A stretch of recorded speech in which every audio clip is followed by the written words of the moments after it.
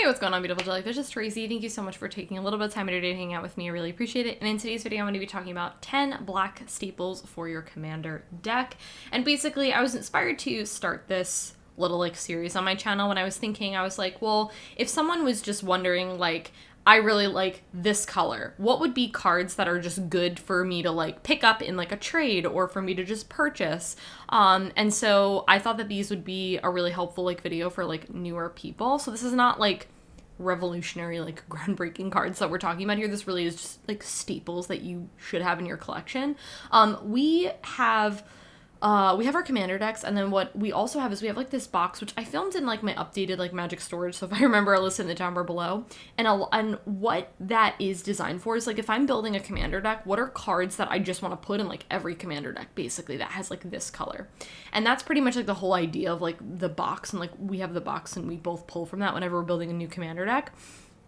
And these would be cards that like I would want to like hold on to, where it's like I'm not doing anything with this card right now, but I'd like to have like extras just in case I ever decide to build another deck that has this color in it. So these are 10 staples for black. I actually already have part 2 of this planned out because I really enjoy black in Commander a lot. It's like definitely one of my favorite colors in Commander, I would say, and I think there's just so many like cool cards, you know, like I really enjoy it. So anyways, without further ado, let's hop into this video. The first card I want to talk about, like the first card that came to my mind that I jotted down was like Demonic Tutor. And I understand that this card is kind of expensive, but this card's like super worth it. Like it's just so incredibly good.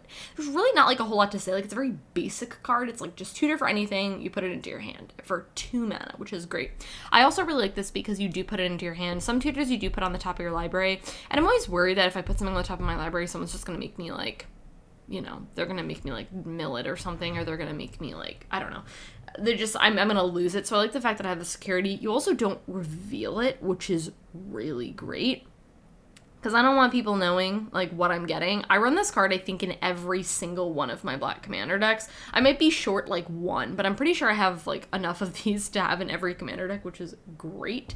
So, yeah, this card's super awesome. This card's also been printed, like, a couple of times, which is really nice. So hopefully you can pick it up if you don't already have it. This card's awesome. Love it. Oh, my gosh. The love of my life. Razikath, the Foulblooded. Okay. Who remembers when this card was spoiled? And not even spoiled, but this card was printed and no one picked this card up, and this card was like $4.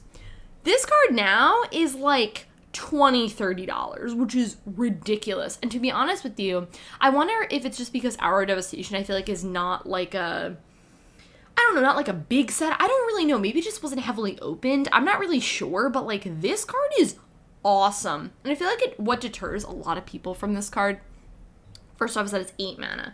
And I feel like I've kind of come to this point in like my Magic time that a lot of times if a card is over like 5 mana, it's got to be really good for me to care about it. Like that's how I feel about like a lot of cards now. Razikath is definitely a card that I'm like 100,000% this card is worth 8 mana. It's also worth the money. It's 8 mana for an 80. It's also a legendary creature, so you can run this card as your commander, which is awesome. But if you just have a black deck and you just want to stick it in there, you can do that. It's got flying and trample, so a couple hits from this card and someone's dead, which is great. Like I like it too because it's like that, but then it also has this stapled on ability, which is one reason why I love this card. For 2 life, you sack another creature to tutor for something and put it into your hands. This is Demonic Tutor on a stick. You do have to pay 2 life, but honestly, here's my thing. I don't really care about my life total in Commander. As long as I'm not near, like, the 21 commander damage that's needed to kill me, and I'm not near, like, 5, I don't really care about my life total. I really don't. Your life total is a resource. Use it. Razikath will take away your life, but you know what it gets you? Any card. And you know one of the best parts about this card is you do not have to tap it. You could do this as many times as you want, so sometimes I'm just like, sack my thing, tutor. Sack my thing, tutor. Sack my thing, tutor. And I can do this like 3, 4, 5 times with how many things you have. And also what's really great about this is if you synergize this card with other cards, which say, when you die, X happens. There you go. You got full-fledged Razikath. Just one thing to note about him is you cannot sack him. So if someone like goes to exile him, you can't sack him in response, which is like the one downside. But you know what? In all the upsides that Razikath has, it's okay that he has like one downside. You know what I mean? Like, it's okay. We forgive you, Razikath. We love you, Razikath. Another great creature, Sheldrid, Whispering One. I think in one of my most recent videos I mentioned that she was 9 mana. She's not. She's 7 mana. Math is hard, apparently. She is a 6/6 with Swamp Walk. She is legendary. By the way, the Swamp Walk is 100% relevant, especially because she's so big. She's 6/6. Just a couple hits from her, you know? The beginning of your upkeep, you return target creature card from your graveyard to the battlefield. Honestly, you probably could have, like, stopped there, and I would have been happy. But then they were like, no, we gotta, like, make it more, you know, aggressive. And at the beginning of each opponent's upkeep, they sack a creature. Sheldred is one of those cards that you play, and it is, like, immediate, like, target. And one of my favorite things to do with this card is to, oh my gosh, I actually, funny enough, didn't mention this card in this video, which is funny. It's in part 2, Animate Dead. Is if you Animate Dead Sheldred, which is just so stupid because you pay 2 mana to get Sheldred back, which is so good. There's ways that you can get creatures back from your graveyard, you know, with very little, like, you don't have to pay the full 7 mana, which is great, which is so good. This card really does turn the tides of the game and makes it so you are just a really, really, really big target, because not only are you getting things back for free, which is great. You get to pick whatever you want. You get to sacrifice. Everyone gets to sacrifice something. Now, the downside, I guess, to this is you play it and people are just going to target you and target your Sheldred, and they're going to want to remove her quickly. If this card even stays around, like, 1 turn cycle, you're probably in a really good position because you've made everyone sack something, and you've gotten, like, 1 thing back. So, you know what? She's great. I love Sheldred. Love her so much. I think I have like 3 of her. I'm not 100% sure. Definitely Order and Tasker, because, like, Recursion makes so much sense. She's so good. Cool, let's talk about Damnation.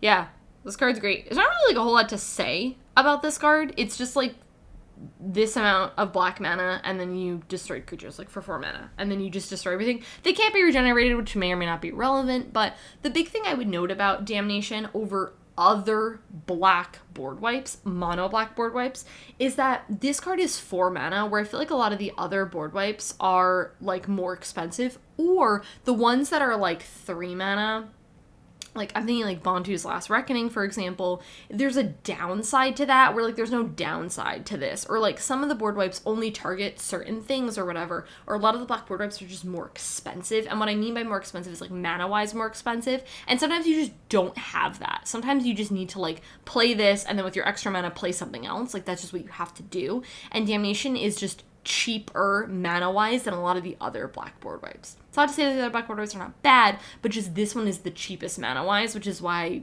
it's on this list, and which is why I really want to chat about it, because it's only 4 mana, which makes this card so incredibly good, and you just get to destroy creatures, which is awesome. Card's a little bit expensive, but definitely worth it. A lot of these cards actually in this list are pretty expensive, but they're all, like, definitely really good staples to have, and I would definitely recommend picking them up.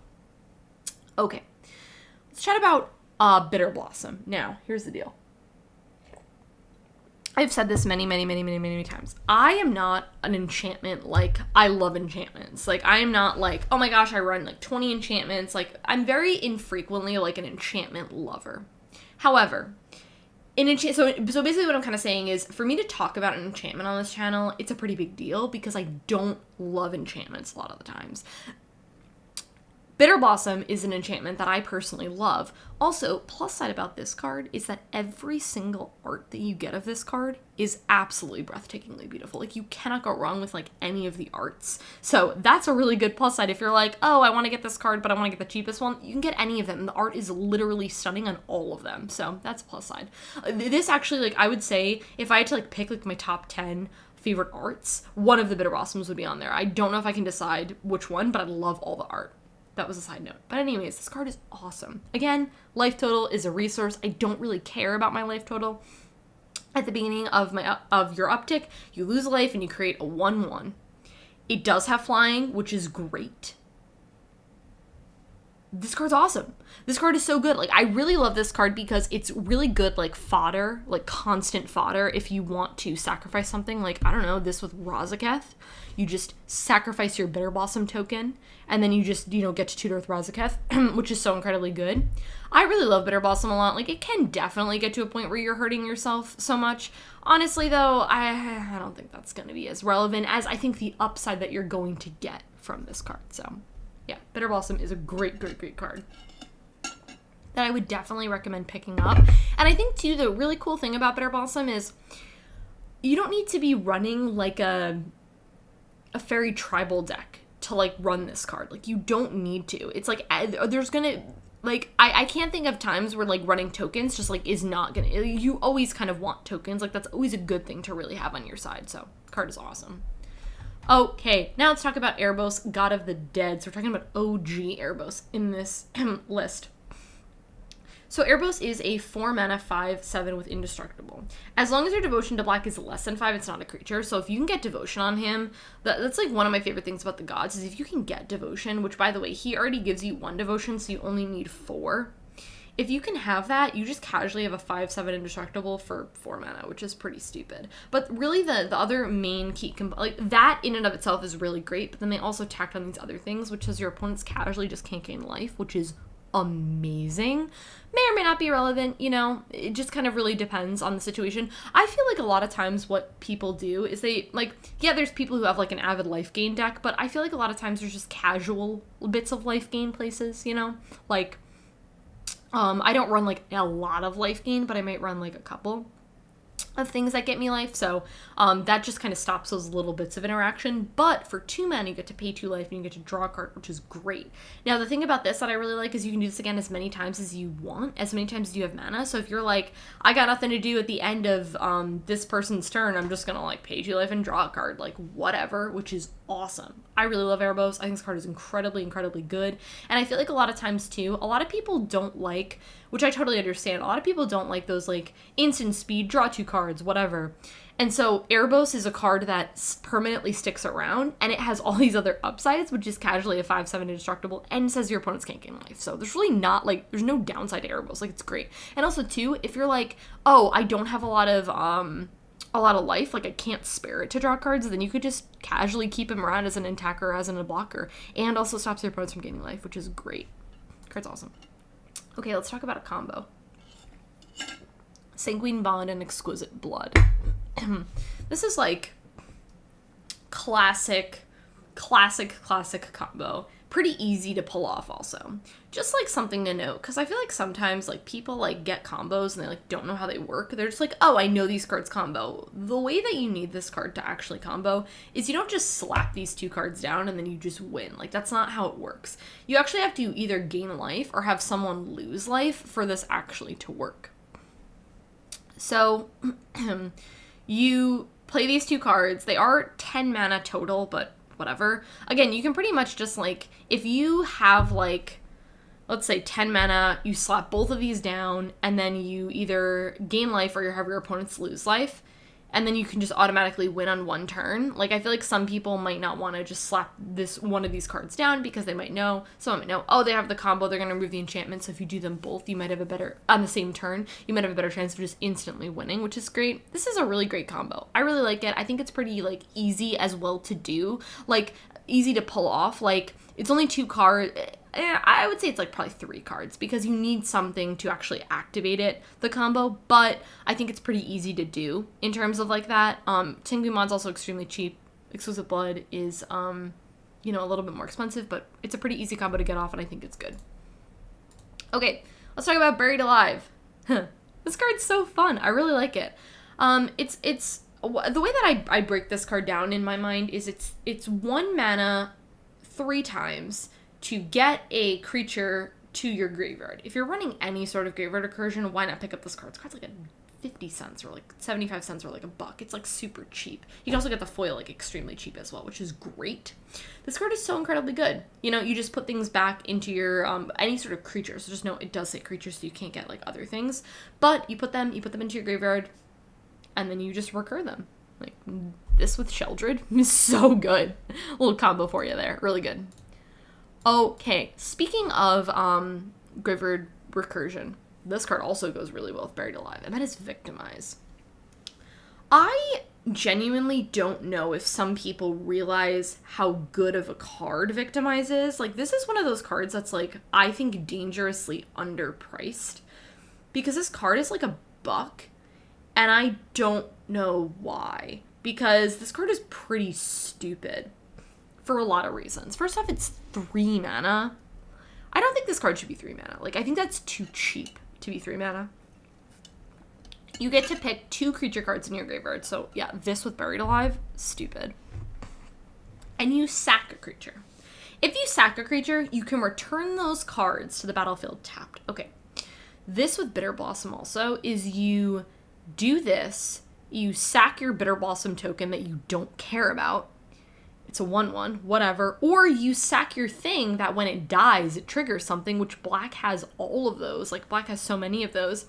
And then you get back your big things for 3 mana. Yeah, they enter the battlefield tapped, but who cares? Because you can pay 3 mana to get so much mana back. Like, for example, one of my favorite things to do with Victimize is just sack a token, or sack a when it dies, X happens, like a Solemn Simulacrum, for example.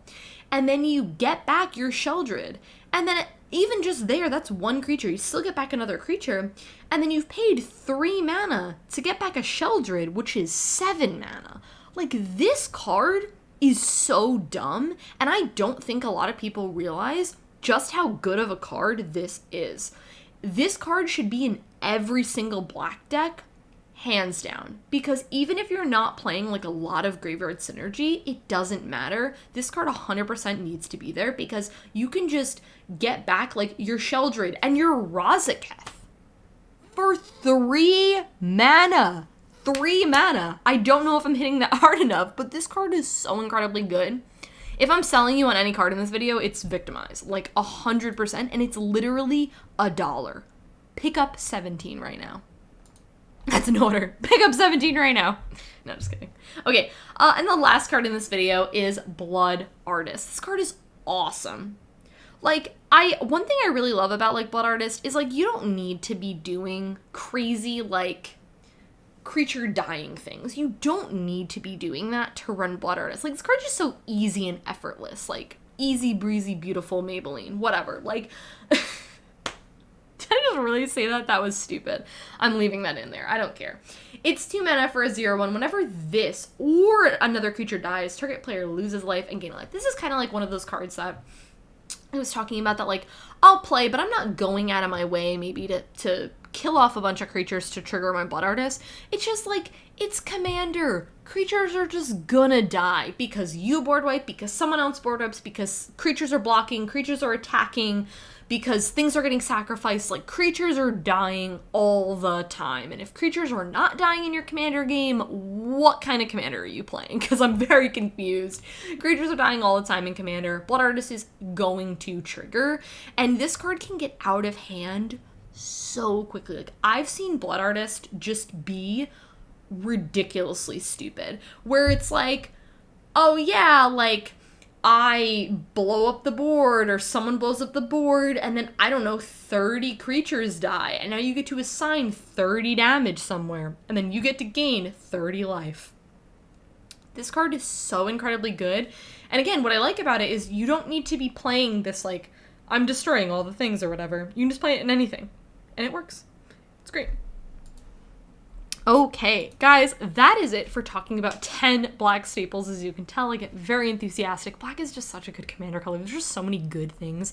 I'm really excited to film part 2 because I have, like, so many exciting things. I'm really excited about this series. It's really fun. I really like to talk because, like, I like to talk about, like, the cards that are under $1. I feel like a lot of those are, like, those hidden gems, like those cards that are like, wow, people should play this card. It's so cheap. It's so affordable. Cards that people might not know about. But it's also great to talk about these because it's like, hey, like, these cards are staples for a reason, and these cards are things, and, you know, these cards are things that you should pick up. So, anyways, if I didn't mention one of your favorite black cards, I'm probably going to mention it in part 2, but if I didn't, definitely leave me a comment in the comment below about your favorite black cards, because they might be featured in part 3 or part 4, because I'm probably going to do a lot of parts, because, like I said, I really enjoy black as a color. Anyways, if you guys like this video, go ahead and give it a thumbs up. Subscribe to my channel if you're not already, and I'll catch you in my next one.